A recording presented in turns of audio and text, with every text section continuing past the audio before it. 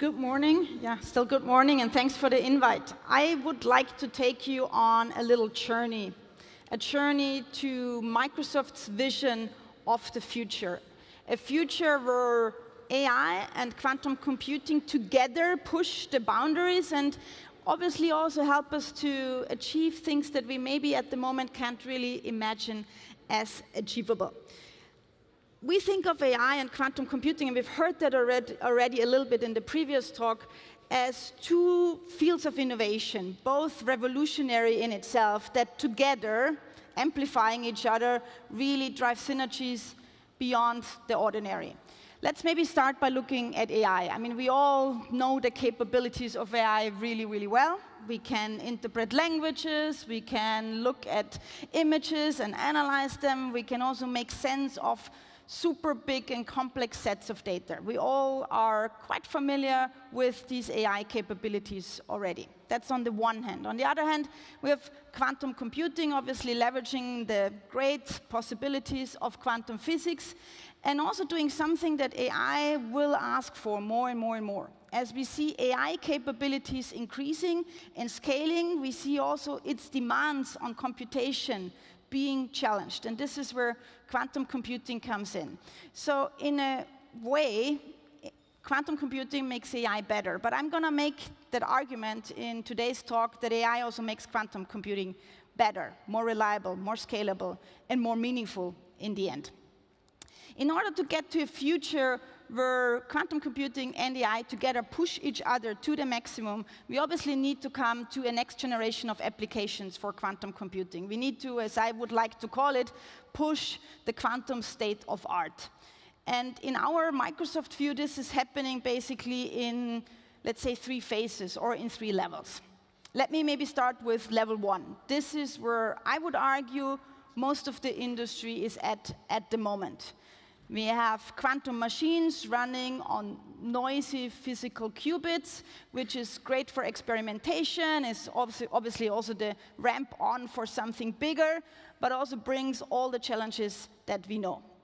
And these challenges we try to tackle in level 2, where we have obviously errors in computation, false computations, very sensitive, noisy physical qubits. In level 2, we're trying to tackle exactly this and work on a way of how we get more reliable and more meaningful, and in the end, have a first step towards scale.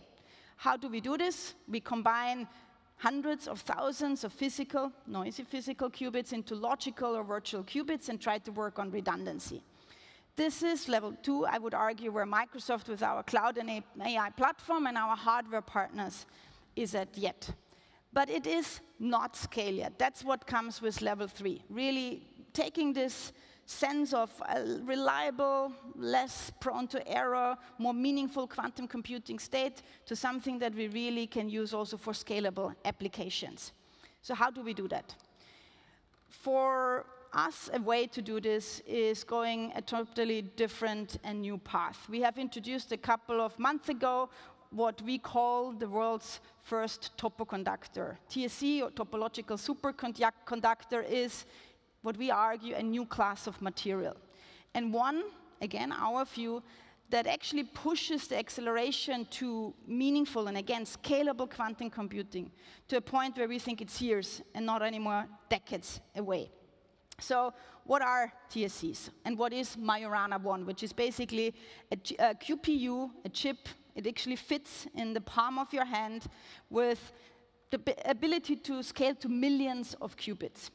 And the great thing about this is that this new class of material actually has the ability to reach a new matter of state. It's not liquid, not solid, not gaseous, but topological phase. And the good thing that this brings along with it is that at the moment we are at an area where we have obviously theorized about this for decades.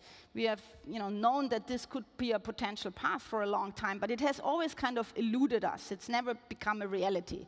With this becoming a reality, we now have the ability to go from a path of controlling and fine-tuning qubits in an analog way, each single qubit, to actually digitally controlling trillions of operations with millions of qubits in one chip. So for us, this is obviously not only a new path, but one that hopefully promises a reliable, meaningful, scalable quantum computing world, obviously operating with AI, and I'll come to in just years from now. Why does this matter? So why, I said Microsoft's vision of the future, why do we work on this? Well, I think we have all talked a lot about the promise of quantum computing for years already, and it's quite obvious that it will be enabling us to tackle some of the society's biggest challenges. I would argue it also helps us to actually tackle some of industry's biggest challenges. Some of the things that excite us as Microsoft are, for example, generating and engineering new materials that are self-healing. Obviously does something with the durability of materials, does something with our sustainability footprint. I mean, has many benefits on many, many different layers. Something else that excites us and that we're actually working on is creating cooling material that doesn't need any of those forever materials or PFAs that you might be well familiar with. In a world that has an increasing amount of data center footprint, that is a really very, very big change and step change forward. Also creating batteries that not only have better performance, but also a smaller sustainability footprint is another challenge that really excites us and obviously also makes the hell of a difference for the automotive industry if we make it right. But what do we need for this? And it has been mentioned a little bit in the talk before.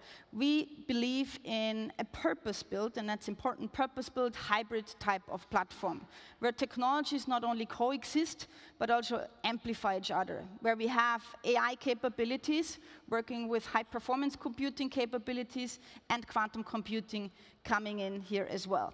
And I think it's important to share a little bit how already now technologies like AI and quantum computing are amplifying each other. Let me try to give you an example.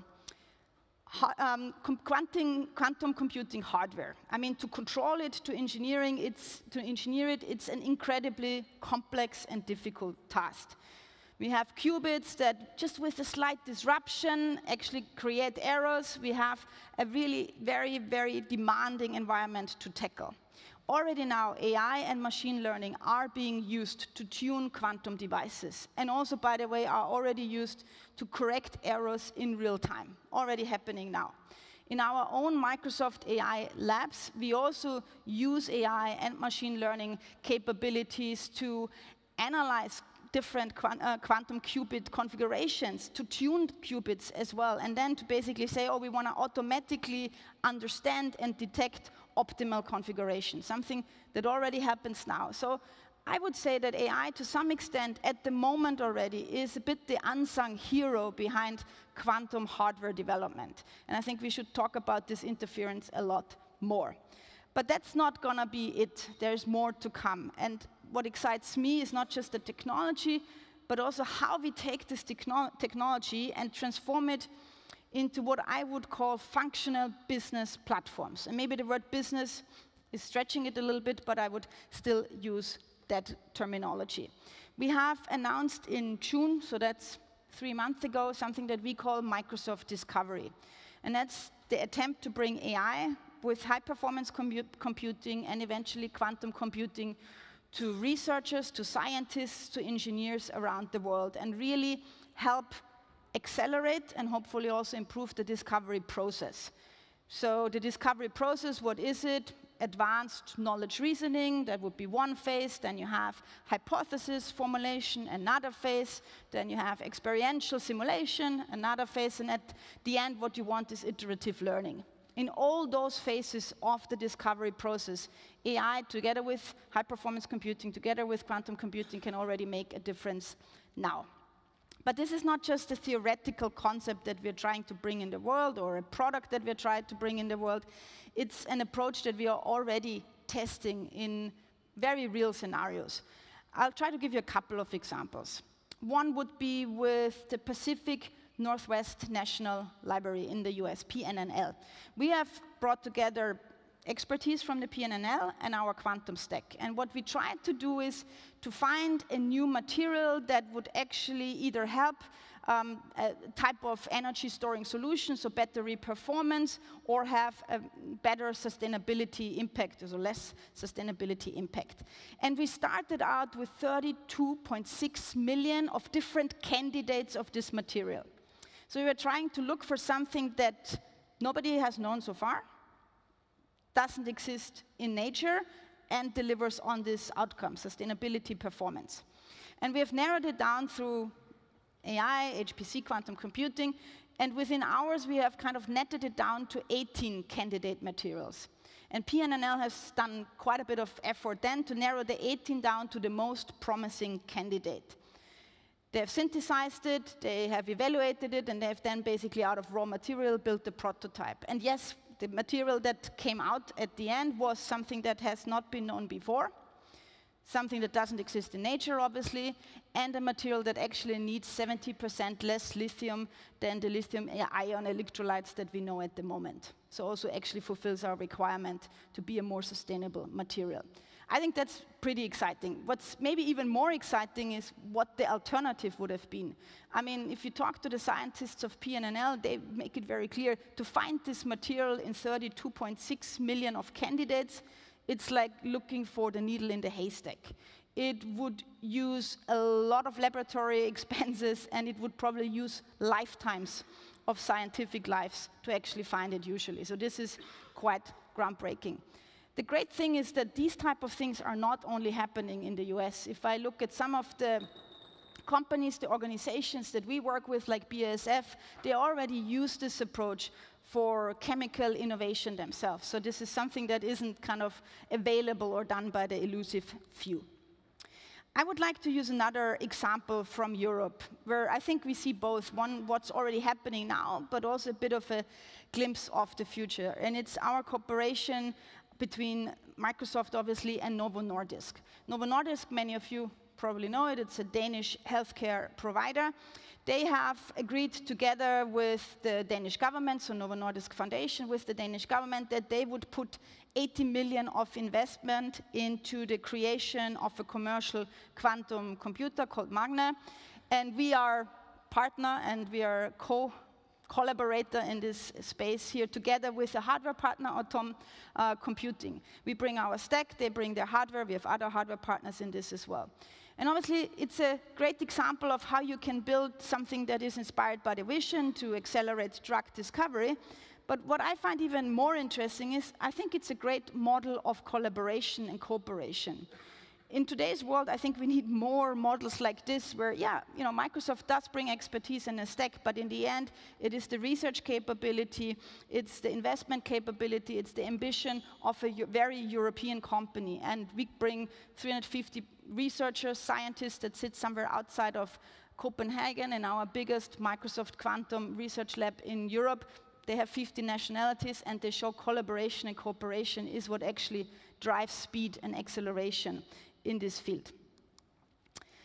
Why is this important? I think we have seen to some extent the onset of a global race, and I'll come back to this in a moment. A global race to really accelerate quantum investments and to try to be one of the early onsetters. Make sure that you have the early access to most promising use cases, the early benefits of technology advancements. We also see it in the pure figures. We see that the market for quantum computing, but also the investments for quantum computing are going to double in the near future.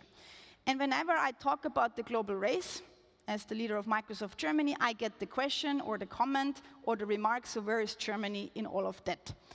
And I think there is mostly good news in the answer to this question, remark, or comment. There is a great McKinsey study that looked at investments that were announced by different companies, countries, I should say, different regions into quantum computing. And then you see there is a nice ranking of countries, and the great news is here, Germany is in the top 3. There are 2 caveats, however, that I would like to also leave you with, because I think they are important. One is, specifically, Japan has done very recent investment announcements. I mean, they are as early to 2025, so just this year. The announcement we have done as Germany are already dating back to 2023, so there is a lot of speed here, first caveat. Second caveat, China is not part of this survey. And if we talk to experts and look at our own hypothesis, we think that China invests double than what Japan does in quantum computing. So obviously then we wouldn't be top 3 anymore. I think it doesn't really matter. I think it's important that A, it's competitive, and B, we are there. I think that's the most important message here. And I have to say, I'm also pretty encouraged by the very clear declaration by the German government that they recognize the importance of quantum computing, and they're also ready to invest in it. We have the high-tech agenda by the federal cabinet, and it's very clear, paving a path to not only a strong research focus on quantum, but really also creating what I would call a vibrant ecosystem of different players that's needed. And we as Microsoft are collaborating both on federal level as well as on state level on advancing this agenda. On the state level, for example, in Bavaria or in North Rhine-Westphalia, these are topics that we really push heavily. In North Rhine-Westphalia, we partner with EYN Quantum, a research institution that brings together university research, non-university research, companies and organizations that already do quite a bit on the quantum side, and we are happily contributing. Always not just with one project in mind, but really with this idea and also ambition to really also drive a stronger qualification, to really build the skills in a broader community to make sure that as the technology advances, we really also have an increasing pool of talent to develop and to work with these technologies.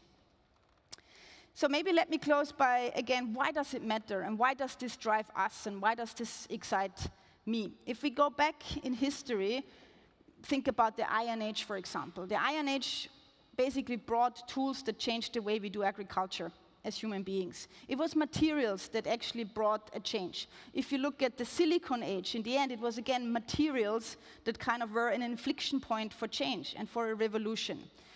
So it was always new materials that kind of drove some sort of change. And being able to discover new materials is very tightly linked to progress that we have as human beings and that we create as human beings.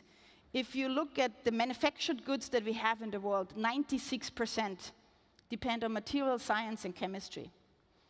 And if most of our manufactured goods basically are being influenced by material science and chemistry, it means we can reimagine with quantum computing what we produce down the road. And it also means every single human being will feel whatever we do with quantum computing, whether it's the water qualities that we create, whether it is energy, future renewable strategies, whether it is how we tackle climate impact. All of this, everything that we feel in our daily lives will be influenced by what we do with quantum computing. So I think that calls for a couple of things. It calls for us to make sure we accelerate our own knowledge, our understanding, and also the pursuit of reliable and scalable and meaningful quantum computing.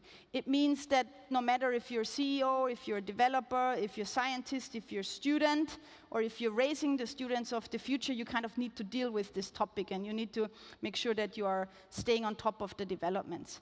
But it also calls for tackling it with imagination and courage and kind of being bold. I think the boldness is something that we can't recreate in a lab. This is something that we as humans need to bring to the table. It calls for responsibility and transparency. And most of all, and this is what I was trying to kind of show through the examples that I've given this morning, it really requires cooperation and collaboration. Quantum computing will thrive in an ecosystem, like AI thrives in ecosystems. And unless we start building these ecosystems, nurturing the ecosystems, we will fall short of its possibilities. So let's make sure we tackle the possibilities of this together. And I hope that if we come back here together in like a couple of years, we will see these ecosystems not just being in very small forms, but very, very vibrant, specifically here in Europe and specifically here in Germany. That's my wish for us. I hope it's your wish for us as well, and I wish us all still a very good day here at this great collaborative summit. Thank you.